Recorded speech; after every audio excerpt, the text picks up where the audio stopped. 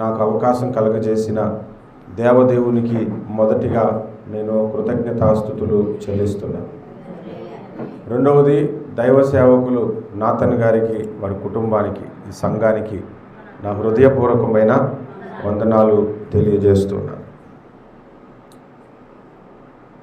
రాజకీయ నాయకులు వీధికి కానీ, ఊరికి కానీ, పట్టణానికి కానీ రావాలంటే వేల మంది ఉండాలి, లేకపోతే రారు. ఆ వేల మంది కొరకు బిర్యానీ ప్యాకెట్లు ఖర్చు పెడతారు, డబ్బులు ఖర్చు పెడతారు. వాళ్ళందరూ వచ్చాకే వస్తారు, కానీ ముందు రారు. కానీ ఈ విశ్వచక్రవర్తి ఇద్దరుంటే అక్కడ ఉంటారు అన్నాడు. చప్పట్లు కొట్టి దేవుని మహిమ. హల్లెలూయా, హల్లెలూయా. ఎంత గొప్ప విషయం. నేను ఒక మీటింగ్ అరేంజ్ చేసి ఒక పాస్టర్ గారిని పిలిచాను. వస్తానన్నాడు. ఈరోజు నాకు పాస్టర్ గారు ఎలాగైతే ఇలా లెఫ్ట్ తిరిగి రైట్ తిరిగి అని చెప్తున్నారో, ఆయనకి ఫోన్ చేసి రండి రండి అని అంటున్నాను. సగం దూరం వచ్చాక ఆయన ఫోన్ పనిచేయలేదు. వెయిట్ చేసి ఇంక రాడేమో అని నేను వెళ్ళిపోయి చర్చి నడిపించేసుకున్నాను. ఆ తర్వాత ఆయన ఫోన్ చేశాడు. ఏంటి పాస్టర్ గారు రాలేదు అని అంటే, అయ్యా మీ సంఘానికి 100 మందే వస్తారట, వేరే సంఘం దగ్గర 500 మంది ఉంటారంట, వాళ్ళు అప్పుడే పిలిచారు, 100 మంది కంటే 1000 మంది 500 మంది బెటర్ కదా, వెళ్ళిపోయాడు అంటాడు. అరే రే రే రే రే నేను అన్నాను, ఇద్దరున్న చోట ఉంటాను అన్నాడు దేవుడు, అక్కడ ఉంటాడు దేవుడు, ఇక్కడ ఉంటాడు దేవుడి దగ్గర రాలేదా, మీరు మనుషుల దగ్గరికి వెళ్ళారని అన్నా కదా. అవునా? 25,000 మంది సభలో మాట్లాడాను, 10,000 మంది సభలో మాట్లాడాను, 16 దేశాల్లో మాట్లాడాను, దాదాపు 8 రాష్ట్రాలు తిరిగి మాట్లాడాను. ఈరోజు మీ మధ్య మాట్లాడటానికి చాలా సంతోషంగా ఉంది, దాన్ని అన్నింటికంటే కూడా. ఎందుకంటే ఫస్ట్ టైం నేను ఈరోజు వాక్యం చెప్పాలని దేవుని దగ్గర పట్టుపడితే దేవుడు నాకు ఈరోజు అవకాశం ఇచ్చాడు. హల్లెలూయా. అందరూ బట్టి ప్రభువుకి స్తోత్రము. పరమగీత గ్రంథము 2వ అధ్యాయము, పరమగీత గ్రంథము 2వ అధ్యాయము 14వ వచనములో 2వ భాగాన్ని చదువుదాం. నేను చదువుతాను, మీరు వినండి. 2వ భాగం అంటే మళ్ళీ మీరు కంగారు పడుకుంటుండడానికి. నీ స్వరము మధురము, నీ ముఖము మనోహరము, నీ ముఖము నాకు కనబడనిమ్ము, నీ స్వరము నాకు వినబడనిమ్ము. ప్రార్థన. ప్రేమ కలిగిన మా ప్రియ పరలోకపు తండ్రి, సర్వశక్తిమంతుడు అయిన నా దేవా, నీ స్తోత్రాలు. చదవబడిన వాక్య భాగములో నుంచి మా అందరితో మాట్లాడమని యేసు నామమున ప్రార్థిస్తున్నాను పరమ తండ్రి, ఆమేన్. ప్రభునందు ప్రియులారా, నీ ముఖము మనోహరము, నీ స్వరము మధురము అన్నాడు కదా. ఎవరి ముఖము? దేవుని ముఖం మనోహరం, దేవుని స్వరము అది. అందుకనే రాసింది ఆ మాట. మీరు చదువుకుంటున్నారు కదా, ఎవరి గురించి రాసింది ఆ మాట? బండ సందులలో ఎగురు నా పావురమా, పేటు బీటులను ఆశ్రయించు నా పావురమా. ఎవరు ఆ పావురం? యేసయ్య. సంఘము. మీకేంటంటే నీ ముఖము మనోహరము, నీ స్వరము మాధుర్యం అని అనగానే మీకు ఒక పాట గుర్తుకొచ్చి ఉంటుంది కదా. నీ ముఖము మనోహరము, నీ స్వరము మాధుర్యము, నీ పాదాలు అపరంజిమయము. యేసయ్యా నా ప్రాణ ప్రియుడా, మనగలనా లేడి క్షణమైన. యేసయ్యా నా ప్రాణ ప్రియుడా, మనగలనా నిన్ను వేడి క్షణమైన. నీ ముఖము మనోహరము. హల్లెలూయా. దేవుని ముఖం మనోహరమే, దేవుని స్వరము మాధుర్యమే. కానీ ఈ వచనం దేవుని గురించి చెప్పట్లేదు, దేవుని సంఘమును గురించి చెప్తుంది. అది విషయం. మనకు ఆ పాట మైండ్లో పెట్టుకొని ఈ వచనాన్ని చదివితే దేవుని ముఖం మనోహరం అనుకుంటూ అక్కడ సంఘాన్ని వదిలేసి ఆ మాట అంటుంది ఎవరు? దేవుడు అంటున్నాడు. సంఘం యొక్క ముఖము మనోహరము అని. నీ ముఖము మనోహరము, నీ ముఖము మనోహరము, మనందరి ముఖములు మనోహరం అని ఎవరు అంటున్నారు? పక్కింటాడు, ఏందమ్మా నీ ముఖం కాకిలాగా అనొచ్చు, అవునా? లేదా ఆ దారిని పోయాడు, ఈ దారిని పోయాడు, అదేందిరా బాబు ఒక ఆయన అంటే సంబంధంకి వెళ్ళాడట, చేసుకోనంటే చేసుకొని పందున్నట్టు ఉంది దాన్ని మూతే అన్న. ఆమె మంచి ప్రార్థనా పరురాలట, ఈడేమో పంది అన్నాడు. కానీ దేవుడు ఆమెను ఏమంటున్నాడు? నీ ముఖము మనోహరము అంటున్నాడు. హల్లెలూయా. ఒక్కొక్కరు ముఖాన్ని చూసి మనం పేర్లు పెడతాము, కానీ దేవుడు మన ముఖాలు చూసి ఏమంటున్నాడు? మనోహరం అంటున్నాడు. ఆయన అన్న తర్వాత ఇంకెవడేమంటే మనకెందుకు? దేవునికి స్తోత్రం. హల్లెలూయా. నీ ముఖము మనోహరము అని దేవుడు మనల్ని అంటున్నాడంటే ఎంత గొప్ప భాగ్యం అది కదా. కొంతమంది పెళ్ళికి ముందు అబ్బా ఏం అందంగా ఉన్నాం అని అంటారు, పెళ్ళైన తర్వాత భలే తగిలే మాడు ముఖం వేసుకోవాలి అని అంటారు. కొంతమంది అంతే, అందం గురించి పెద్ద నువ్వు నేనే మాట్లాడుకో, నువ్వే పెద్ద అందంగా ఉన్నావు ఏంటని ఒక పాస్టర్ గారు పాస్టమ్మ కూడా అనుకుంటున్నాడు. అట్లాంటి వాళ్ళని కూడా చూశాను.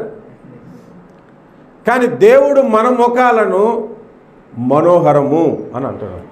ఇప్పుడు మనోహరము అనే దానికి నేను ఒక మాట చెప్తాను. తెల్లగా ఉంటే ముఖం బాగుందని కాదు అర్థం. తెల్లగా ఉన్నా వాళ్ళ ముఖంలో కళ ఉండదు, నల్లగా ఉన్నా వాళ్ళ ముఖంలో కళ ఉంటుంది కదా. వాళ్ళ ముఖంలో చూస్తే తేజస్సుగా కనబడుతూ ఉంటాయి. అయితే దేవుని దృష్టికి మన ముఖము, బాగా గుర్తుపెట్టుకోండి, దేవుని దృష్టికి మన ముఖము మనోహరముగా కనబడేటట్లు ఉండాలంటే ఏం చెయ్యాలి? అది నా పాయింట్. దేవుని దృష్టికి మన ముఖము మనోహరముగా ఉండాలంటే ఏం చెయ్యాలి? ఒకవేళ బాగా ముసలామె కర్ర పట్టుకొని వచ్చింది, ముడతలు పడిపోయి ఏలబడిపోయి ఉంది. ఆమె వయసులో ఉన్నప్పుడు మంచి అందంగా ఉంది, ముసలైపోయిన తర్వాత ఏమో ముఖము వాడిపోయింది. వయసులో ఉన్నప్పుడు దేవుడు నీ ముఖము మనోహరమే అంటాడు, ముసలైపోయిన తర్వాత కూడా నీ ముఖము మనోహరమే అని అంటాడు. ఏం దేవుడు కలుపోయాయి అనుకుంటున్నారండి? దేవుడు చూసే ముఖము ఆధ్యాత్మిక ఆత్మ సంబంధమైన ముఖమును చూస్తాడు. దేవునికి స్తోత్రం.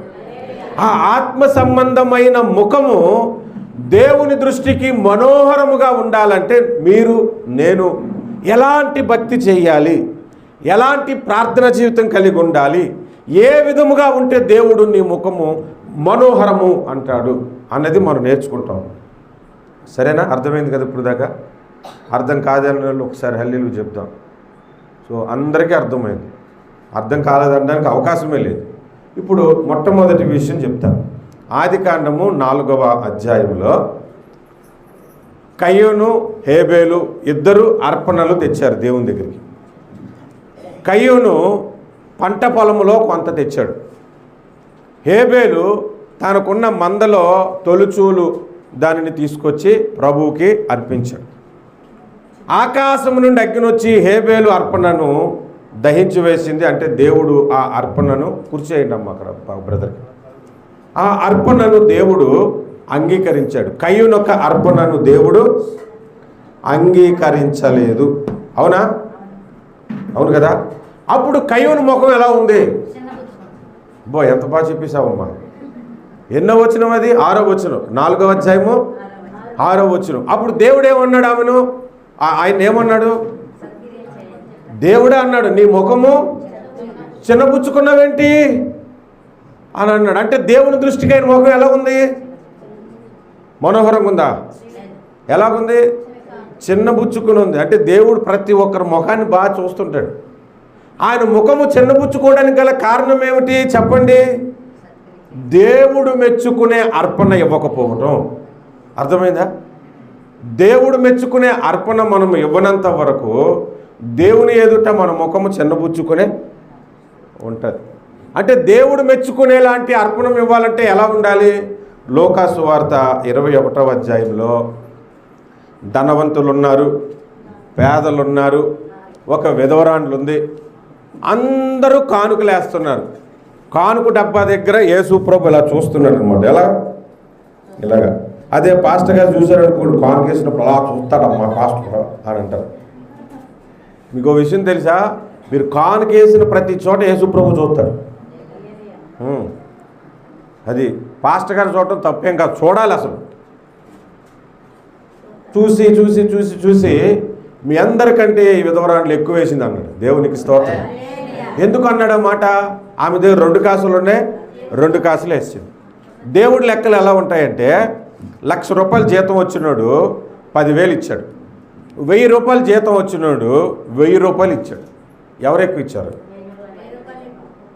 దేవుని దృష్టికి ₹1,000 ఇచ్చినోడే ఎక్కువ కదా. కానీ సంఘం దృష్టిలో ఆయన 10,000 ఇచ్చాడు, ఆయన కుర్చేయండి, తొడవండి, అది చేయండి, ఇది చేయండి అన్నీ అంటారు. దేవుడు ఎలాగో ఆలోచిస్తాడంటే, ఎంతలో నుంచి ఎంత ఇచ్చావు అనేది చూస్తాడు, నువ్వు ఎంత ఇచ్చావు అనేది చూడడు. అర్థమైందండి? ఎంతలో నుంచి ఎంత ఇచ్చావు అన్నది చూస్తాడంతే. అలాగ అర్పణ ఇచ్చాము అనుకోండి దేవునికి, మన ముఖం ఎలా ఉంటుంది దేవుని ముందు? మనోహరముగా ఉంటుంది, మన ముఖము మెరిసిపోతూ ఉంటుంది అన్నమాట. హల్లెలూయా. కాబట్టి మొదటిగా మన ముఖములో దేవుని ఎదుట మనోహరముగా ఉండాలంటే మొట్టమొదటి పాయింట్ ఏంటి? మన కానుక దేవునికి మెప్పించేలాగా ఉండాలి. మత్తయి సువార్త 5వ అధ్యాయంలో అర్పణం అర్పించటానికి వచ్చిన వ్యక్తి, నీ సహోదరుడు నీతో అప్పటికే గొడవ పడి ఉంటే అర్పణం అర్పించటానికి ముందే నీవు పోయి అతనితో సమాధానపడి ఆ తర్వాతే వచ్చి అర్పణము అర్పించు అన్నాడు. ఆ తర్వాతే వచ్చి అర్పణం అర్పిస్తే అప్పుడు నీ ముఖం ఎలాగుంటుంది? దేవుని దృష్టికి మనోహరముగా ఉంటుంది. ఆడితో గొడవ పెట్టుకొని 4 తన్ని నువ్వు తన్నించుకొని వచ్చి ఇక్కడ అర్పణ ఇచ్చావు అనుకో, ఎలా ఉంటుంది? ఎలా ఉంటుందో మీకు చెప్పనా? ఇది లడ్డు అనుకోండి, ఇది లడ్డు. నా చేతికి దెబ్బలు తగిలి చీము కారుతూ ఉంది.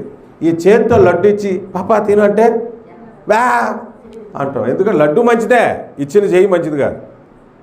కానుక తెచ్చావు, దేవునికి ఇష్టమై ఉండొచ్చు, దేవునికి ఓకే అయి ఉండొచ్చు, కానీ ఇచ్చిన చెయ్యి ఎలాంటిది అది? కాబట్టి దేవునికి అర్పణం అర్పించేటప్పుడు ఆయన దృష్టికి అది మనోహరముగా ఉండాలన్నమాట. అప్పుడు నీ ముఖము చిన్నబుచ్చుకోవు, మనోహరముగా ఉంటుంది. ఇది మొట్టమొదటి విషయం. రెండవ విషయం మీరు బైబిల్ తెరిచి చూస్తే రెండవ విషయానికి వద్దాము మనము. మార్కు సువార్త 10వ అధ్యాయంలో, ఇప్పుడు నేను చెప్తాను మీరు చూడండి. ఈ పెద్ద ఆవిడ తొందరగా బైబిల్ చదివేస్తుంది, మీరు చూడండి. మార్కు సువార్త 10వ అధ్యాయంలో ఒక యవ్వనస్తుడు పరిగెత్తుకుంటూ యేసు ప్రభు దగ్గరికి వచ్చి, మోకాలున సద్బోధకుడా అని పిలిచాడు. నేను నిత్యరాజ్యమును సంపాదించుకోవాలంటే ఏం చేయాలి అన్నాడు. అంటే అప్పుడు యేసు ప్రభు ఏమన్నాడు? 10 ఆజ్ఞల్లో చెప్పలేదు, 6 ఆజ్ఞలే చెప్పాడు. బాగా గుర్తుపెట్టుకుని, అన్ని ఆజ్ఞలు చెప్పడు, 6 ఆజ్ఞలు ఇంపార్టెంట్, అవి మనవి. ఆ 6 ఆజ్ఞలు నువ్వు పాటిస్తే పరలోకానికి వెళ్ళిపోతావంటే ఎంతప్పటి నుంచి అయ్యే చేస్తున్నాను అన్నమాట. ఎంతప్పటి నుంచి అయితే నీకొకటి కొదువుగా ఉంది, నువ్వు బాగా డబ్బున్నాడు కాబట్టి అమ్మేసి పేదలకు ఇచ్చేయి నీ ఆస్తి. అంటే అంతే ఇచ్చేమనలేదు, సగం ఇచ్చేమన్నాడు. ఇచ్చేయి అనగానే అతడు మిక్కిలి ఆస్తిపరుడు కనుక, అలాగే ఉందా? ఏముంది చదవండి అయితే పోనీ. చెప్పాం కదా ఈమె చదివేస్తుందని. అప్పుడు ఏం చేశాడు ఆయన? ఇప్పుడు చూడండి, ఇప్పుడు మనం రెండోదిగా ఏం నేర్చుకుంటున్నాం తెలుసా? డబ్బు మీద ఆశ చావనంత వరకు మన ముఖాలు దేవుని ఎదుట మాడిపోయినట్లు ఉంటాయి. డబ్బు మీద ఆశతో ఈనాడు సేవకులు, విశ్వాసులు, సంఘాలు ఎలాగున్నాయంటే, డబ్బు కొరకే చర్చ ఉన్నట్టుగా కొంతమంది, నేను దేవుని దగ్గరికి వెళ్ళేదే డబ్బు ఇస్తాడని, నేను దేవుని దగ్గరికి వెళ్ళేదే నాకు ఉద్యోగం ఇస్తాడని, నేను దేవుని దగ్గరికి వెళ్ళేదే ఆ పొలం ఇస్తాడు, ఇది ఇస్తాడు, అది ఇస్తాడని అందుకొరకు వచ్చేవాళ్ళే తప్ప, మరణం తర్వాత నాకు నిత్య జీవం ఇచ్చిన దేవునికి స్తుతించటానికి ఎంతమంది వస్తున్నారు? మరణం తర్వాత నిత్య జీవం నాకు ఇస్తున్న నా దేవునికి అర్పణముగా నేను కరిగిపోవాలి అనే ఉద్దేశంతో ఎంతమంది వస్తున్నారు? ఆలోచించండి. ధనము మీద ఆశ చచ్చిపోవనంత వరకు మన ముఖములు మాడిపోయినట్లే ఉంటాయి. ఒక బెంగళూరు ఆమె తెలంగాణ అబ్బాయిని పెళ్లి చేసుకుందంట. తెలంగాణ అబ్బాయిని ఈ తెలంగాణ అబ్బాయి దగ్గరికి ఆ కర్ణాటక భార్య వచ్చి అడిగింది, ఈ రోజుకి కూర ఏం చేయమంటావు? తెలంగాణ ఆవిడ బెంగళూరు భర్త దగ్గరికి వచ్చి అడిగిందంట, ఈరోజు కూర ఏం చేయమంటావు అంటే వంకాయ కూర మాడు, అన్నం మాడు, సాంబార్ మాడు అందంట. మొత్తం 3 మార్చడానికి. వాళ్ళేమో మాడు మాడు అంటారు ఎవరు, కర్ణాటకలు చెయ్యి అనడానికి. ఇవన్నీ మార్చేసి సాంబార్ ఎంత మార్చినా మాడట్లేదు, ఇంకా నా వల్ల కాక తెచ్చిపెట్టేసాను నీకు అందంట. అది ఇప్పుడు ఇలాంటి మాటలు మాట్లాడితే మన ముఖాల్లో నవ్వు ఎలాగొస్తాయో, దేవుని ముఖంలో నవ్వుకు మనం చూడాలనంటే దేవుడు మెచ్చుకునే అర్పణ ఇవ్వాలి. దేవుడు ధనాన్ని ఆశించొద్దు అన్నాడు కదా, దాని మీద ఆశ మనకు చచ్చిపోవాలి. దేవుడు మీకు డబ్బు ఇవ్వద్దు అనట్లేదు, మిమ్మల్ని ధనవంతులు చేయడానికి ఇష్టమే. ధనాపేక్ష తప్పు అన్నాడు, అంతే. ఏం తప్పు అన్నాడు? ధనాపేక్ష. ధనముండుట తప్పు కాదు, ధనము మీద ఆశ చచ్చిపోవటం వలన, దాని మీద ఆశ చంపుకోకపోవటం వలన మనం దేవునికి దూరం అయిపోతాం. అందుకే ధనము నాశించి విశ్వాసంలోంచి కొందరు తొలగిపోయారని బైబిల్ మనకి చెబుతుంది. నేను చాలా కాలం క్రిందట ఒక సింగు కథ చెప్పాను. పంజాబ్ ఆయన ఇంటి బయట కూర్చొని ఏడుస్తున్నాడు. ఏమని ఏడుస్తున్నాడంటే, విపరీతమైన ఏడుపు ఏడుస్తుంటే ఆ దారి అంతా ఒక ఆయన వెళ్ళిపోతూ, ఏరా అబ్బాయి ఎందుకు ఏడుస్తున్నావు అని అడిగాడట సింగ్ని. అంటే మా తాతగారు చచ్చిపోతూ ఇదిగోండి ఆస్తి నాకు రాసిచ్చాడు, ఆ పట్టాలు చూస్తే మా తాత గుర్తుకొచ్చాడని ఏడ్చాడట. మంచిదేరా, మీ తాత నేను చిన్నప్పటి నుంచి ఫ్రెండ్స్, పోతూ మనవడు అయిన నీకు ఇంత ఆస్తి ఇచ్చాడంటే మంచిదే కదా, దానికి ఇప్పుడు ఏడుస్తావు ఎందుకు? పోయినోళ్ళు ఎప్పుడో పోయాడు, ఆయన పోయి కూడా 25 ఏళ్ళైంది, నువ్వు ఇప్పుడు ఏడుస్తావేంటి? పోన్లే ఊరుకో, ఏడకను ఓదార్చి ఆ ఏడుపు ఆపాడు కదా అని కొంచెం దూరం వెళ్ళిపోయేసరికి మరమ్మా అని ఆడటం మొదలు పెట్టాడంట. ఈయన అంత దూరం వెళ్ళిపోయినాను, మళ్ళీ వెనకొచ్చి మళ్ళీ ఎందుకు ఏడుస్తున్నావు అంటే, అప్పుడు ఆయన అన్నాడంటే, మా నాన్న పొలం నా పేరు మీద రాసి చచ్చిపోయాడండి. ఒరే, మీ నాన్న చిన్నప్పటి నుంచి నా ముందే పెరిగాడురా, నాకు తెలుసు, ఆ పొలం నీకు ఇచ్చాడు, మీ నాన్న కూడా చాలా మంచోడు పాపం, ఎందుకో తొందరగా చచ్చిపోయాడు. మరి సరేలే ఊరుకో, ఏడవద్దు అన్నాడంట. ఆపేశాడు ఏడుపు. మరలా కొంచెం దూరం వెళ్ళేసరికి మళ్ళా మొదలుపెట్టాడు ఏడుపు. ఆయన పెద్ద ఆయన వెనక్కి వచ్చే సింగుని అడిగాడు, రే సింగు ఎందుకు ఏడుస్తున్నారా నువ్వు అని. ఈసారి ఆస్తి నా పేరు మీద పెట్టి చచ్చిపోవడానికి మా ఇంట్లో ఎవరు లేరు సార్ అని ఏడ్చాడు అంటాడు. ఎందుకు ఏడ్చాడు?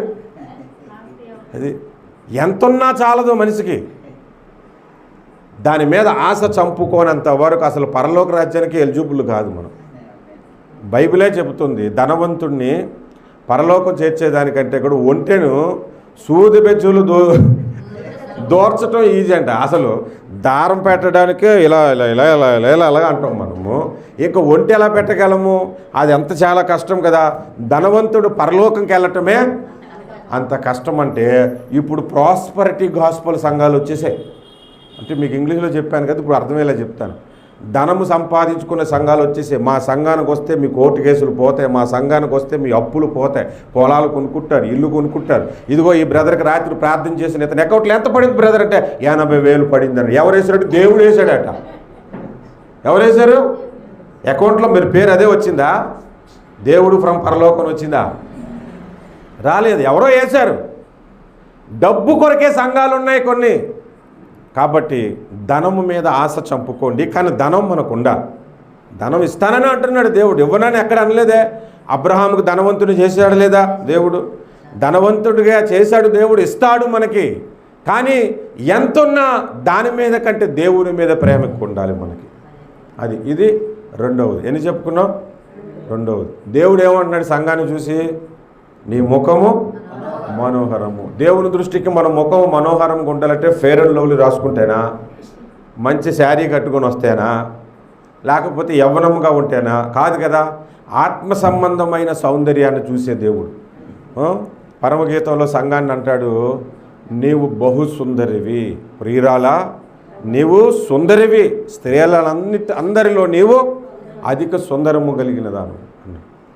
కాబట్టి మూడో విషయాన్ని నేను మీకు చెప్తాను, చూడండి. ఆదికాండము 31:1-3 వచనాలు మీరు చూస్తే, 1-3 వచనాలు.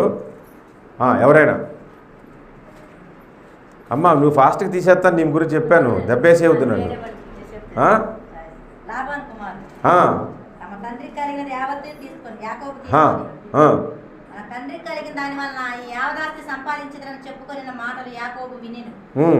మరియు అతడు లాబాను ముఖము చూచినప్పుడు అది నిన్న మొన్న ఉండినట్లు అతని ఎడల ఉండలేదు. చూడండి, నిన్న మొన్న ఉన్నట్లుగా ఆయన ముఖం లేదంట. ఎవరి ముఖం? లాబాను ముఖం. ఎవరి దృష్టికి? యాకోబు దృష్టికి. నిన్న మొన్నలాగా లేదంట. నేను నా భార్యకి హెల్త్ బాగోక హాస్పిటల్లో, రమేష్ హాస్పిటల్ తీసుకెళ్ళాను. అప్పుడు నాకు కారు లేదు.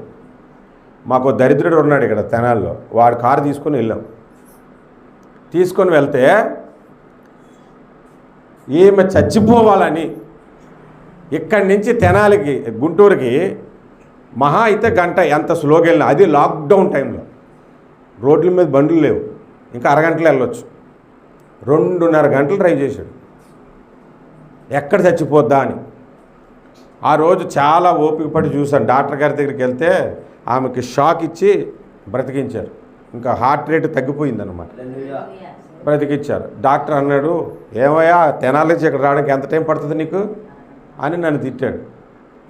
అట్నుంచి వస్తూనే ఇక్కడ కుశలవాణి ఉందే, కార్ షోరూమ్ ఉందే తెనాల్లో ఎంట్రన్స్లోనే, రావటం వెళ్ళటం అడ్వాన్స్ ఇవ్వటం, కారు కొనుక్కున్నాను. కారు కొనుక్కొని ఇంటికి వస్తే కొందరు ముఖాలు ఉన్నాయి కదండి, నిన్న మొన్న ఉన్నట్లు లేవు వాళ్ళ ముఖాలు. ఎలా ఉన్నాయంటే పైకి నవ్వుతున్నాడు కానీ ముఖం మాడిపోయింది. అంటే మీకు అర్థమయ్యేలా చెప్పాలంటే యాకోబు అభివృద్ధి చెందుతూ ఉంటే లాబానికి నచ్చలేదు. అంటే అసూయ అన్నమాట. ఏంటది? అసూయతో నిండిపోయిన వారి ముఖాలు దేవుని దృష్టికి మనోహరముగా ఉండవు. ఇది హల్లెలూయా. ఒక ముగ్గురు ప్రార్థన చేస్తున్నారండి. ముగ్గురు ఏమని ప్రార్థన చేస్తారంటే, అందులో ఒకడు నేను ఎలాగైనా అమెరికాకి వెళ్ళాలని ప్రార్థన చేస్తున్నాడు, ఇంకొకడు లండన్ వెళ్ళాలని ప్రార్థన చేస్తున్నాడు, ఇంకొకడు యూరోప్ వెళ్ళాలని ప్రార్థన చేస్తున్నారు. ముగ్గురు ప్రార్థన చేస్తున్నారు. ప్రభా, ఎక్కడిద్దరు ముగ్గురిని నామం ఉంటే అక్కడ ఉంటానని ఇక్కడ ఉన్నాం. ఇదిగో ఈ వ్యక్తిని నువ్వు యూరోప్ పంపించి, వ్యక్తిని లండన్కు పంపించి, నన్ను అమెరికాకు పంపించని అమెరికా వెళ్ళాలనుకున్నాడు ప్రార్థించినట్టు. అతను కూడా ముగ్గురు ఒకరి తర్వాత ఒకరు ప్రార్థన చేసేసరికి దేవుడు ప్రత్యక్షమైపోయి మొదటోని అడిగాడు, ఎక్కడికి వెళ్ళాలంటే, ప్రభా నేను అమెరికా అన్నాడు. వెళ్ళిపో అన్నాడు. టంగమనం అయిపోయి అమెరికా న్యూయార్క్ సిటీలో కనిపించాడు. ప్రభా ఎంత గొప్పవాడివి అన్నాడు. రెండోవాడిని అడిగాడు, నువ్వెక్కడికి వెళ్ళాలంటే లండన్ అన్నాడు. అయితే వెళ్ళిపో ఇప్పుడు అన్నాడంట. ఆయన లండన్ వెళ్ళిపోయాడు. మూడోవాడు అడిగాడు, నువ్వెక్కడికి వెళ్ళాలంటే, నాకంటే ముందు వెళ్తారు, వాళ్ళిద్దరిని ఇక్కడ తెచ్చారడంట. అంతే టంగమని వాళ్ళ ముద్దరిని ఇక్కడ వచ్చేసాడు దేవుడు. ఎవడూ వెళ్ళలేదు. అసూయ. ఒకడు ఎదుగుదలను చూసి తట్టుకోలేని అసూయ. ఇక్కడే ఐతానగర్లో ఒక ఆయన ప్రార్థనకు పిలిచారండి. చాలా కాలం కిందట వాళ్ళ అబ్బాయికి పుట్టాడంటే ప్రార్థనకు పిలిచారు. పాస్టర్ గారు యూట్యూబ్లో మీ మెసేజ్ వింటుంటాను అని అంటే వచ్చాను. నేను వచ్చిన తర్వాత నేను వెనకను కూర్చున్నాను. ఈ ఊరు కొత్త, నేను వచ్చి అప్పుడు పెద్దగా ఎవరికీ తెలియదు. అక్కడికే నా విరోధులు కొంతమంది కూర్చొని ఉన్నారు. వాళ్ళందరినీ స్టేజ్ మీద పిలలేదు, నన్ను స్టేజ్ మీదకి పిలిచాడంతే. వాళ్ళు లేచి వెళ్ళిపోయారు ఇంటికి. అసూయ అంటే ముఖములు మాడిపోతే, అసూయతో మనం ఉన్నప్పుడు మనుషుల దృష్టికి మన ముఖం నచ్చదు, దేవుడి దృష్టికి అసలే నచ్చదు. సరే, ఇప్పుడు ఎన్ని చెప్పుకున్నాం? ఏంటి? మన అర్పణ దేవునికి నచ్చినట్లు ఉండాలి. 2, ధనం మీద ఆశ చావాలి. 3, అసూయ అనేది మనము చంపుకోవాలి. 4వ విషయం, సామెతల గ్రంథము 15:13. సామెతల గ్రంథము 15:13. సంతోష హృదయము ముఖమునకు తేటనిచ్చును. హల్లెలూయా. సంతోషము మన హృదయంలో ఉంటే ముఖమునకు తేటనిచ్చును. ఒకవేళ హృదయంలో సంతోషం లేదనుకోండి, ఎలా ఉంటుంది ఆ ముఖం? ఒకడున్నాడండి, ఆయన పేరు అమ్నోన్. ఏం పేరు ఆయన పేరు? అమ్నోన్. ఆయన కట్ట వాడి చెల్లెలైన తామర మీద చూసి ముఖం నచ్చిందంట.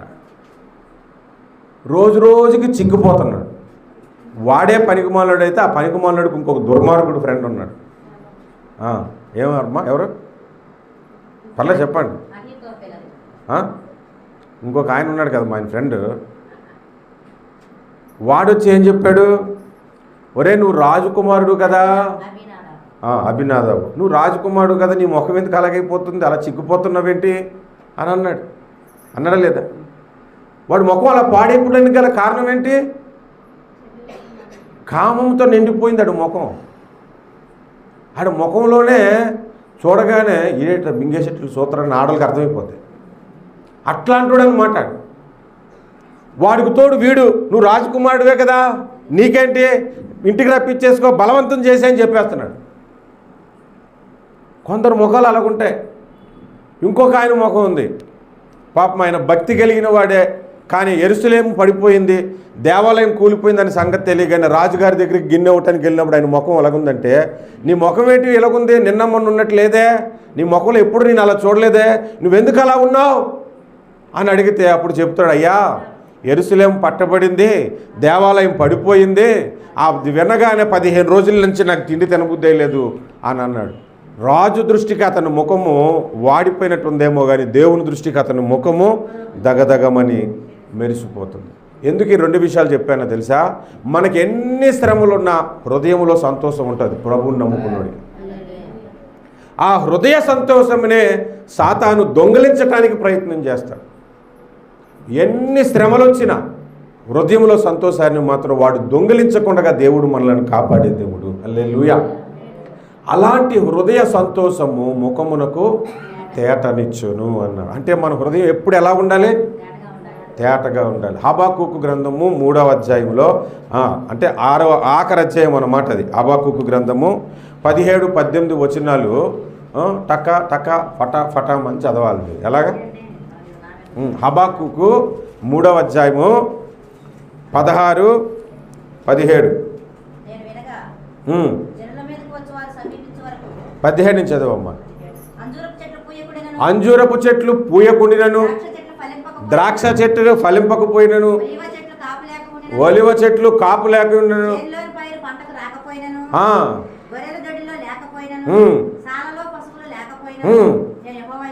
నేను యెహోవా యందు, అరే నాకు పొలంలో పంట పండకపోయినా పర్లేదు, ఆస్తులు పోయినా పర్లేదు, డబ్బు పోయినా పర్లేదు, ఉద్యోగం పోయినా పర్లేదు, జీతం రాకపోయినా పర్లేదు, నేను యెహోవా యందు ఆనందించేదనని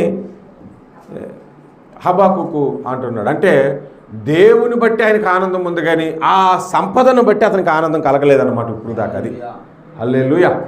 ఎంత గొప్ప విషయం.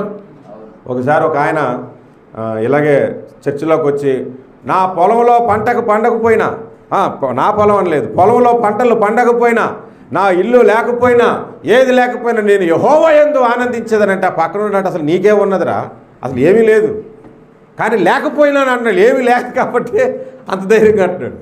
అన్నీ ఉండి మనకు అందుబాటులో లేకపోయినా దేవుని యందు ఆనందించగలుగుతామా? నేను ఒక పాట సింగపూర్లో ఉన్నప్పుడు పాడేవాడిని, ఇప్పుడు అప్పుడప్పుడు పాడుతుంటాను. అది మీ అందరికీ తెలుసు. ఆస్తులన్నీ పోయినా అనాథగా మిగిలినా,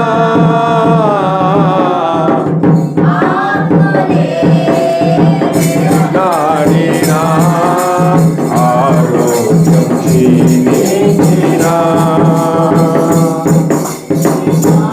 చాలయ్యా నీ చూపు చాలయ్యా, నీ తోడు చాలయ్యా, చాలయ్యా. హల్లెలూయా అంటే బ్రేక్ వేస్తారని అన్నాను నేను, వేయలేదు. దేవునికి స్తోత్రం. ఈ పాట చాలా సందర్భాల్లో పాడుకునేటప్పుడు చాలా కాలం కిందట ఒకవేళ దేవుడు నాకు వైజాగ్లో ఆస్తి ఇచ్చాడు, తెనాల్లో ఆస్తి ఇచ్చాడు, ఇవన్నీ పోయాయి అనుకో, నేను ఇలా పాడగలనా అని మనసులో ఎప్పుడో అనిపించింది. దేవుడు అవన్నీ తీసి చూపించాడు, కానీ పాడగలిగాను. దేవునికి స్తోత్రం కలిగింది. అయినా ప్రభువుని స్తుతించగలిగాను. దేవునికి స్తోత్రం కలుగునుగా. అయినా ప్రభు పని ఇంకా విస్తారంగా చేయడానికి కృప చూపించాడు. దేవునికి స్తోత్రం కలుగునుగా. అన్ని దేవుడు మరలా తిరిగిస్తున్నాడు. దేవునికి స్తోత్రం కలిగింది. హల్లెలూయా. పాటలు బాగానే ఉంటాయి. ఒక ఆమె పాట పాడుతుంది, హరించిన నా ఐశ్వర్యము విరోధి వల్లే నన్ను విడచినను, యేసు చాలును, హల్లెలూయా, యేసు చాలును అలా పాడుతుంది. కానీ అప్పైపోయిందంట ఆ దేవుని సన్నిధి రావడం మానేసింది. అప్పు అయిపోయిందని దేవుని సన్నిధికి రావడం మనిషింది. అసలు హరించిన ఐశ్వర్యము పోయినా కూడా యేసు చాలనుకొని పాటలు పాడుతూ కొద్దిగా అప్పు అయిపోతే దేవుని సన్నిధికి మానేసింది. ఇలా ఉంటారు మనోళ్ళు. అందుకనే మాస్లమనయ్య గారు, ఏబి మాస్లమనయ్య గారు అన్నారంట, క్రైస్తవులు అబద్ధాలు ఆడరేమో కానీ అబద్ధాలు బాగా పాడుతారు అన్నాడంట. అబద్ధాలు బాగా పాడుతారట. అది ఎందుకంటే ఒక ఆయన కారులో వెళ్తూ పాట పాడుతున్నాడు, వీడియో షూట్ చేసుకుంటూ, ఏమీ లేని వాడనయ్యా అని. ఆయన పాడుతున్నప్పుడు ఆ కార్ డ్రైవ్ చేయడం ఏంటి, ఆ పట్టుకుంటే అక్కడ ఉంగరాలు 5 ఉన్నాయి, ఏమీ లేని వాడనయ్యా నీ వాడనయ్యా అని పాడుతుంటుంటే నాకు నవ్వు వచ్చింది. చూడండి, మనుషులు అలా ఉంటారంటే చాలా ఘోరంగా ఉంటారు వాడు. సరే, కాబట్టి ఇప్పుడు 4వ విషయం ఏంటంటే హృదయంలో ప్రభువును బట్టి సంతోషం ఉండాలి. హల్లెలూయా, హల్లెలూయా. నేనైతే ఎప్పుడూ సంతోషంగా ఉంటాను. ఉదయం లేచి నుంచి సాయంత్రం దాకా ప్రభు పాటలు పాడుకుంటూ, వాక్యం చదువుకుంటూ, బైబిల్ చదువుకుంటూ, మీటింగ్లు అంటూ వెళ్తూ ఎప్పుడు మా ముఖం మాడిపోయినట్లు కానీ వాడిపోయినట్లు కానీ అనిపించలేదు ఈరోజు దాకా. దేవుడు అంత కృపించాడు. దేవునికి స్తోత్రం. 5వ విషయం చెప్పుకుందాము. మీరు బైబిల్ తెరిచి చూడండి. నిర్గమకాండము 34వ అధ్యాయము 29, 33 వచనాల వరకు చదివితే మోషే సీనాయి కొండ దిగుతూ ఉండగా ఉండెను.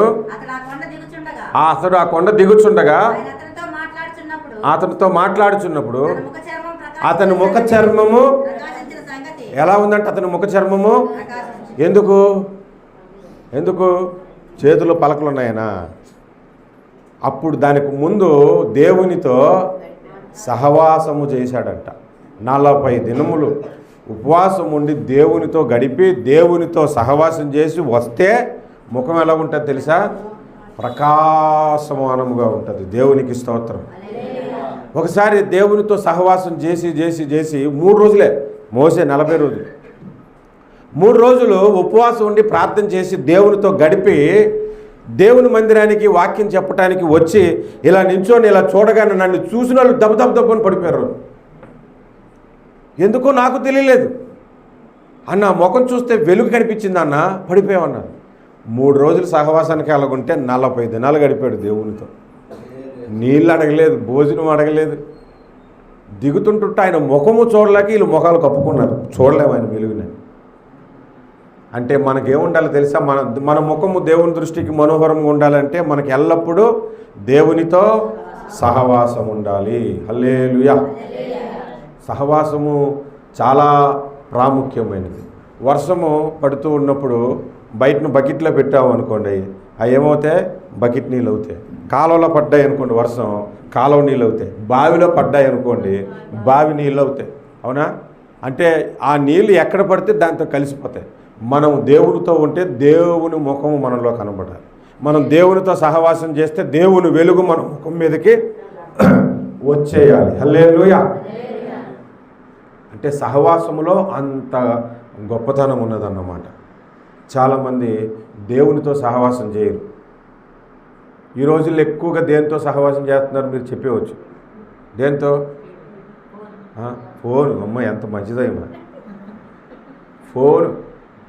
భార్యనైనా మర్చిపోతారేమో కానీ ఫోన్ మర్చిపో. ముసలోళ్ళకి కూడా తెలుసు వాట్సాప్ అంటే ఏంటో తెలుసా? వాట్సాప్లో ఒక ఆవిడ ఫోన్ చేసింది, చాలా ముసలావిడ. వాట్సాప్లో చేస్తే అయ్యగారు మీరు తీస్తారా తీరో మీకు తెలుసో లేదని మళ్ళీ నన్ను అంటుంది. అది ఎక్కువ దేంతో సహవాసం చేస్తున్నారు మనుషులు ఈరోజు? ఫోను. మా పాప ఇప్పుడు బైబిల్ పట్టుకుంది కానీ మామూలు ప్రేయర్ మీటింగ్కి వస్తే ఫోను, భోజనం చేస్తే ఫోను, ఖాళీగా ఉంటే ఫోను, ఫోన్ వద్దంటే టీవీ, టీవీ లేకపోతే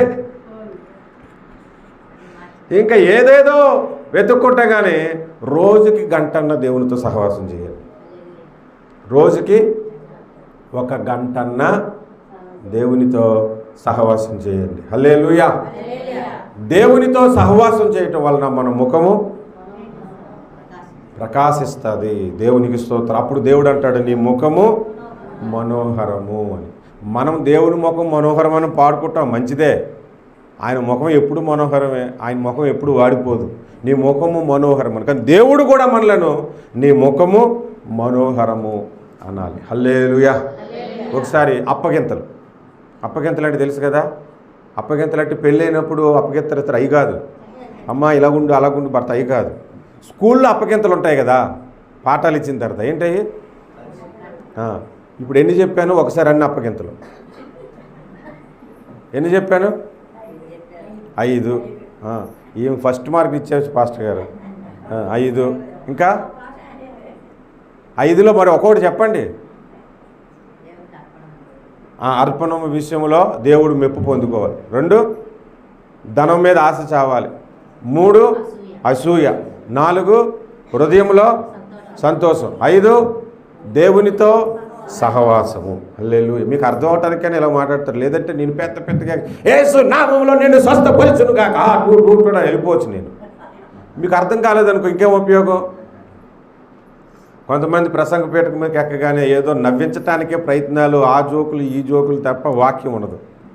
అందుకే ఈ రీసెంట్గా ఒక సంఘానికి వెళ్ళాను. మీకు జోకులు కావాలా వాక్యం కావాలంటే యథార్థ పొరులు వాక్యమే కావాలన్నారు. వాక్యమే చెప్పాను. మీకు జోకులు అడిగితే మీరు 4 జోకులు జబర్దస్త్ జోకులు చెప్పి వెళ్ళిపోతాం. మరి బాగా నవ్విస్తే మంచి ప్రసంగికుడు అనుకోకండి. వాక్యము అర్థమయ్యేలాగా బోధిస్తే అతడు మంచి ప్రసంగికుడు. అది దేవుని ఆత్మ నడిపింపు. దేవునికి స్తోత్రం. సో 6వ విషయానికి మనము వెళ్దాము. కీర్తన 34:5. కీర్తన 34:5. వారు ఆయన తట్టు చూడగా సరిపోయింది. సరే మీకు అర్థమైపోతుంది ఏంటి. ఎవరి తట్టు? అప్పుడు ఏం కలుగుతుంది? మనకు శ్రమ వచ్చిందనుకో ఎటు చూడాలి? 2 మీకు అర్థమైపోయింది. ఆరోగ్యం పాడైపోయింది అనుకో దేవుని తట్టు చూడాలి. అప్పుడు పాలైపోయారనుకో తర్వాత మనుషుల తట్టు చూద్దాం. ముందు దేవుని తట్టు. ఆ దేవుడే ఎవరొకరు సహాయం చేసి పంపిస్తాడు. ఆ దేవుడే డాక్టర్ ద్వారా స్వస్థపరుస్తాడు. ఆ దేవుడే ఒక ఎమ్మెల్యే ద్వారా నీకు హెల్ప్ చేస్తాడు. ఆ దేవుడే ఒక స్నేహితుడి ద్వారా నీకు హెల్ప్ చేస్తాడు. ముందు దేవుని వైపు చూడాలి. హల్లెలూయా. దేవుని వైపు మన ముఖము చూస్తున్నప్పుడు, దేవుని వైపు మన ముఖము తిప్పుకున్నప్పుడు మన ముఖమునకు ఏం కలుగును? వెలుగు కలుగును అన్నాడు. హల్లెలూయా. హల్లెలూయా. ఒకసారి మనం ఫోటో స్టూడియోకి వెళ్ళి ఫోటో తీసుకుంటాం కదా. ఫోటో తీసుకునేటప్పుడు మనం ఫస్ట్ కూర్చోబెడతాడు. నేను ఒకసారి ఫోటో తీసుకోవడానికి వెళ్ళాను. పాస్పోర్ట్ సైజ్ ఫోటో తీయమని కూర్చోబెట్టాడు. లైట్ లేదు. కెమెరా అంతా పెట్టి తిప్పేస్తాడు. ఇలాగ సరిగ్గా కనబట్టలేదని అంటే అన్న లైట్ లేదు కదండి అన్న. మర్చిపోయాను నేను. అప్పుడు లైట్లు వేస్తాడు. పోయి లైట్ లేగానే ముఖం వెలుగు వచ్చేసింది. అంటే లైట్ మన మీద పడితే మనకి వెలుగు వచ్చేస్తే మరి దేవుడు వెలుగై ఉన్నాడు. ఆయన వైపు చూడగా ఆ వెలుగు మన ముఖం మీద పడుతుంది. పడగానే ఏమవుతుందో తెలుసా? 91వ కీర్తనలో ఉంటుంది. 91వ కీర్తనలో 90వ కీర్తన 91 కాదు 90వ కీర్తన. నీ ముఖకాంతిలో నా రహస్య పాపములు. రహస్య పాపాలంటే అర్థం ఏంటి? రహస్య పాపాలంటే ఎవ్వరికి తెలియకుండా అబ్బా ఎవ్వడు చూడలేదు నేను ఈ పాపం చేశాను, నా అంత మనగడలేడు, పర్ఫెక్ట్గా ప్లాన్ చేశాను అయిపోయింది అనుకుంటాడు. కానీ దేవుడికి అవన్నీ తెలుసు కదా. ఓ నేను పర్ఫెక్ట్గా ఒకరిని చంపేశాను, ఎవరికి తెలీదు, పోలీసులు కూడా నన్ను పట్టుకోలేకపోయారు అనుకుంటాడు. నేను పర్ఫెక్ట్గా వ్యభిచారం చేశాను, నా భర్తకి తెలియదు, కళ్ళు కప్పేశాను అని అనుకుంటారు. నేను భలే దొంగతనం చేశాను, ఎవరికి తెలియదని అనుకుంటారు. నేను దోచేసుకున్నాను, నేను దోచుకున్న సంగతి ఎవరికి తెలియదు అనుకుంటారు. నేను మైండ్ గేమ్ ఆడాను, వాళ్ళ నుండి దోచుకున్నాను అని అనుకుంటారు. కానీ దేవుడికి అవన్నీ తెలుసు. అవునా? దేవుడికి అన్నీ తెలుసు. కాబట్టి దేవుని ముఖకాంతిలోనికి మనం ఎప్పుడైతే వెళ్ళామో మన రహస్య పాపాలు మనకు ముందు కనబడతాయి. మన రహస్య పాపాలు మనకే కనబడతాయి.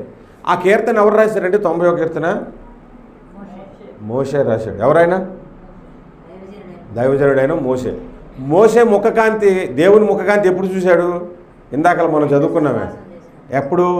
సీనాయి పర్వతం మీద చూసినప్పుడు మోషేకి ఏం అర్థమైంది? అప్పుడు ఆయన హృదయంలో పాపాలు, అప్పుడు దాకా ఈ పాపాలని ఆయనకు కూడా తెలీదు. అర్థమవుతుందండి? కొంతమందికి వాళ్ళు పాపం చేస్తారని తెలీదు.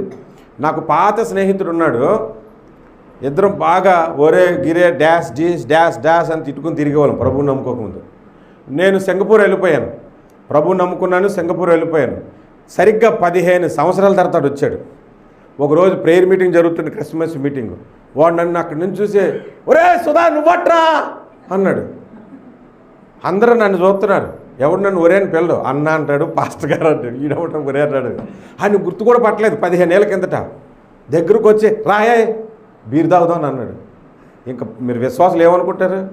ఒరే నేను ప్రభుని నమ్ముకొని దేవుడి సేవ చేస్తున్నాను, నువ్వేందరూ ఎలా తగలయ్యావు నాకు అన్న.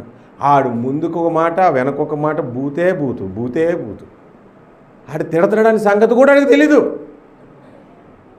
ఆ బూతులని సంగతి కూడా మర్చిపోయేంతగా హృదయం నిండా బూతులు అయిపోయి. అప్పుడు నేను ఆలోచించుకుంటే ప్రభు దగ్గరకు వచ్చాను కాబట్టి అవి బూతులని తెలిసింది, ప్రభు దగ్గరకు వచ్చాను కాబట్టి ఇది తప్పు అది తప్పు అని సంగతి మనకి తెలిసింది.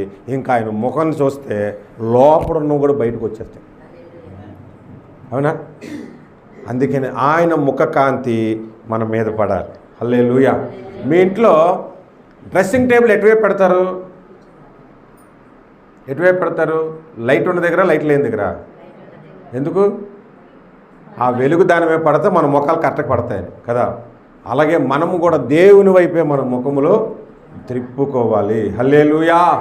హిజ్కియా దగ్గరికి ఒక ఆయన వచ్చాడు, పోతావు ఎక్కువ కాలం బ్రతకో, అయిపోయింది సర్దేసుకో అని చెప్పాడు. అంతే. ఆయన ఇలా వెళ్ళిపోగానే ఆయన ఏం ఎటు తిరిగాడు? మీరు అందరూ గోడ తట్టు అంటున్నారు, నేను అంటున్నాను దేవుని తట్టు తిరిగాడు. దేవునికి స్తోత్రం. ఆయన ప్రార్థన చేయగానే దేవుడు అంత దూరం వీధి మలుపు కూడా తిరిగి ఉండడు. ఆ దీర్ఘదర్శి, ఆ ప్రవక్త, అతనికి స్వరం వినిపించింది, ఒరే బాబు నా వైపు ముఖం తిప్పాడు, నా వెలుగు ఆయన మీద పడింది, ఆయన నేను చంపలేనప్పుడు నువ్వు పోయి చెప్పు 15 సంవత్సరాలు ఎక్స్టెన్షన్ ఇచ్చాను. హల్లెలూయా హల్లెలూయా. నా భార్యకు 25 సంవత్సరాలు ఇచ్చాడు. హల్లెలూయా. దేవునికి స్తోత్రం. హల్లెలూయా. దేవుని వైపు మనం తిరిగితే మన ముఖము ప్రకాశిస్తుంది, వెలుగు కలుగుతుంది. అమ్మో చాలా విషయాలు చెప్పేశాను మీకు. సరే, ఇంకొక విషయం దయచేసి దానియేలు గ్రంథము 1వ అధ్యాయము 15వ వచనం మీరు చదవటానికి ముందు నేను చెప్తాను విషయం, మీరు వినండి. రాజు భోజనము దానియేలుకు దానియేలు స్నేహితులకి ఇచ్చాడు. రాజుగారి భోజనం అంటే ఎలా ఉంటుంది? బాగుంటుందా బాగుదా? ఎమ్మెల్యే గారి ఇంటికి వాళ్ళు పెళ్ళికి వెళ్ళారనుకోండి, వాళ్ళు భోజనం ఎలా పెడతారు? రిక్షా తొక్కున్నాడు పెళ్లి చేసాడు అనుకో, వాళ్ళ దగ్గరికి వెళ్తే భోజనాలు ఎలా ఉంటాయి తెలుసు కదా మీకు. మరి రాజుగారి భోజనం అంటే ఎలా ఉంటుంది? వద్దని ఎవడని అంటాడా? దానియేలు వద్దన్నాడు. ఎందుకు? అన్యులు పద్ధతి ప్రకారం వాళ్ళు వండుతారు, యూదుల ఆచార ప్రకారం అవన్నీ తినరు కాబట్టి నాకు వెజిటేరియనే తింటాను అన్నాడు. వెజిటేరియనే తింటాను, నాకు అబ్రహాం వద్దు, యోనా వద్దు, పేతురు వద్దు అని అన్నట్టు చెప్పాడు అనమాట. మీకు అవన్నీ వద్దని అంటలేదు, తినండి పెడితే నేను కూడా తింటాను, ఏం ప్రాబ్లం లేదు కానీ చెప్తున్నా మీకు అర్థం అవటానికి. ఏం వద్దనంటే అప్పుడు ఆయన అన్నాడు, అయ్యా నీ ముఖం కానీ వాడిపోయింది అనుకో, రాజు నా తాట తీస్తాడు. మీ ముఖం బాగుండాలంటే అయితే 10 రోజులు శాకాహారం ఇచ్చి నువ్వు పరీక్షించి చూడు, నా ముఖం బాగోకపోతే వాడిపోతే అప్పుడు నువ్వు నెట్టి నేను తింటాను అని అన్నాడు. ఎందుకంటే అపవిత్రపరచుకోకూడదని దానియేలు నిర్ణయించుకున్నాడు. 10 రోజులు, ఒకరోజు వంకాయ, ఒకరోజు బెండకాయ, ఒకరోజు దొండకాయ, ఒకరోజు బీరకాయ, ఇంకా ఎన్నో ఉన్నాయి కదా, 10 రోజులకి ఆడేసాడు. 10 రోజుల తర్వాత మిగిలిన ముఖాల కంటే ఈయన ముఖం అది చదవండి. ఇప్పుడు చదవండి, అది చదవండి. 15:1-15 చదవమ్మా. 10 రోజులైన పిమ్మట వారి ముఖములు రాజు భోజనం భుజించు బాలులందరికంటే సౌందర్యముగాను కలగాను కనబడగా రాజు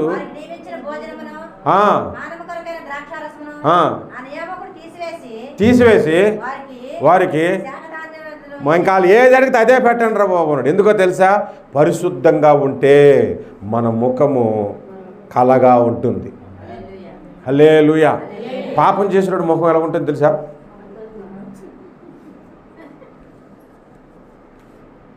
ముక్కుకి గుడ్డ కట్టుకుని వస్తుంటారు ఒక్కోసారి ఇళ్ళల్లోంచి బయటకు వచ్చినప్పుడు. ఎందుకు? కలగా ఉండదు. పరిశుద్ధంగా ఉన్నాడు ముఖం కలగా ఉంటుంది.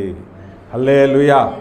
కాబట్టి ఇప్పుడు మనం ఇంకో పాఠం ఏం నేర్చుకున్నాం? 7వదిగా పరిశుద్ధముగా ఉండాలి. ఇంక చెప్పుకుంటూ వెళ్తే బోల్డ్ ఉన్నాయి. ప్రసంగి గ్రంథం ఒక మాట చెప్పుకుందాం. 8వ అధ్యాయము 1వ వచనము.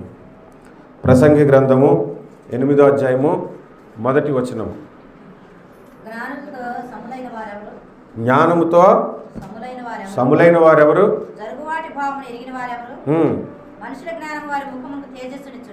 మనుషుల జ్ఞానము వారికి ముఖమునకు తేజస్సునిచ్చెను. అంటే జ్ఞానము మనకి కావాలి, తేజస్సునిస్తుంది. మనకి జ్ఞానం కావాలి. అజ్ఞానముగా మనము ఉండకూడదు. ఏ జ్ఞానం కావాలంటే దైవ జ్ఞానము కావాలి. దైవ జ్ఞానం.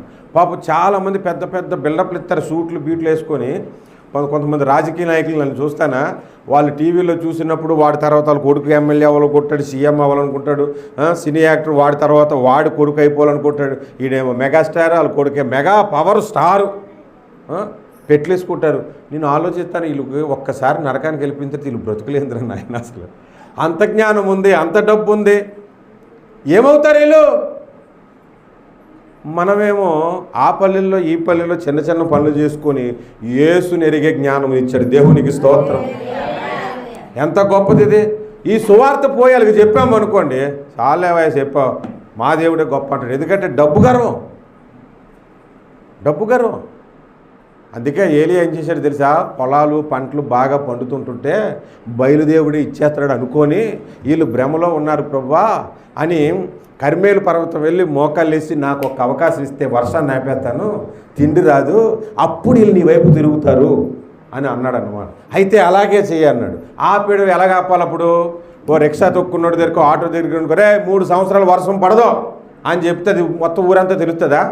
తెలీదు. ఎవరికెళ్ళి చెప్తే? రిక్షా వాడిని కొట్టామనుకోండి, ఊరంతా తెలియదు. ఎమ్మెల్యేని కొడితే, ఇక్కడ ఎవడో ఆ మధ్య ఎమ్మెల్యేని కొట్టేసాడు ఒకడు, ఊరంతా తెలిసిపోయిందా లేదా? అవునా కదా? అంటే వాస్తవంగా చెప్తున్నా, తెలిసిపోతా లేదా? అలాగే ఈయన ఏం చేశాడు? తిన్నగా రాజు దగ్గరికి వెళ్ళిపోయి నా మాట చెప్పున ఈ సంవత్సరం వర్షము పడదు అని చెప్పాడు. మొత్తం ఊరంతటి తెలిసిపోయింది. అప్పుడు ఊర్లో ఏమైందో తెలుసా? దేశంలోని ఏలియా ప్రవక్త ప్రవచించాడు, అందుకే పంటలు పండట్లేదు, వర్షం రావట్లేదు, ఆయన ఆరాధిస్తున్న దేవుడే కరెక్ట్ ఏమో అని 2 తలంపులు వచ్చేసాయా లేదా? అందుకే దైవ జ్ఞానం మనకి కావాలి. దేవుని జ్ఞానము చేత మనము నింపబడాలి. అప్పుడు దేవుడు నిన్ను చూసి, మనం పాడుతున్నాం కదా ఇప్పుడు, నీ ముఖము మనోహరము, దేవుడు పాడుతాడు అప్పుడు, నీ ముఖము మనోహరం. ఊరుకోండి సార్, ఎందుకు పాడతారంటారు బాబు? ఆల్రెడీ పాడేసిందే మనం చదివాం. ఆల్రెడీ పాడాడే లేదా ఆయన? నీ ముఖము మనోహరము, నీ స్వరము.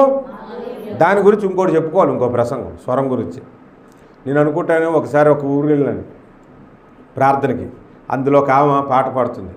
ఆ పాట అంతా అయిపోయిన తర్వాత అర్థమైంది ఆ పాట యేసన్ గారు రాశారని. అప్పుడు దాకా నా పాట యేసన్ గారి పాట అని నాకు అర్థం అవ్వలేదు. ఆమె ఎలా పాడిందంటే,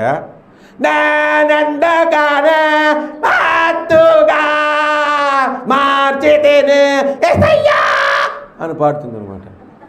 మొత్తం పాట అంతా అయిపోయింది. ఈ పాట ఎక్కడో విన్నట్టుంది కానీ నాకు గుర్తున్నట్టు తర్వాత అర్థమైంది యేసన్ గారు రాసిన పాట అని. అలాంటి మన స్వరాల్ని కూడా నీ స్వరము మాధుర్యం అంటున్నాడు. దేవునికి స్తోత్రం కలుగును గాక. పాపం బాలసుబ్రహ్మణ్యం ఎంత బాగా పాటలుతాడండి. బంగారు తండ్రి నా యేసయ్యా. దేవుడు ఆయన స్వరాన్ని మెచ్చుకోడు. అందరూ ఇక్కడ చప్పట్లు కొట్టి మెచ్చుకున్నారు. ఆయన మెచ్చుకుంటాడా? హృదయపూర్వకంగా పాడే పాటలను దేవుడు మెచ్చుకుంటాడు. హల్లెలూయా. మన స్వరము దేవునికి ఇష్టం, మన ముఖము దేవునికి ఇష్టం. అందుకే అన్నాడు, నీ ముఖము నాకు కనబడనిమ్ము. అంటే అర్థం ఏంటి? టీవీ దగ్గర ఉండిపోకు, మందిరానికి రాని. నీ స్వరము నాకు వినబడనిమ్ము అంటే అర్థం ఏంటి? మూసుకొని ఉండకమ్మా ప్రార్థన చెయ్యని, మూసుకొని ఉండకమ్మా ప్రార్థన చేయి, పాటలు పాడు అని, బైబిల్ తెరిచి చదువు అని. హల్లెలూయా, హల్లెలూయా. దేవుడి వర్తమానాన్ని మన వినికిడిలో దీవించి ఆశీర్వదించును గాక. ఆమేన్. సమయం పాస్టర్ గారికి ఇస్తారు, ఆయనే ప్రార్థన చేసుకుంటారు. దేవునికి స్తోత్రం.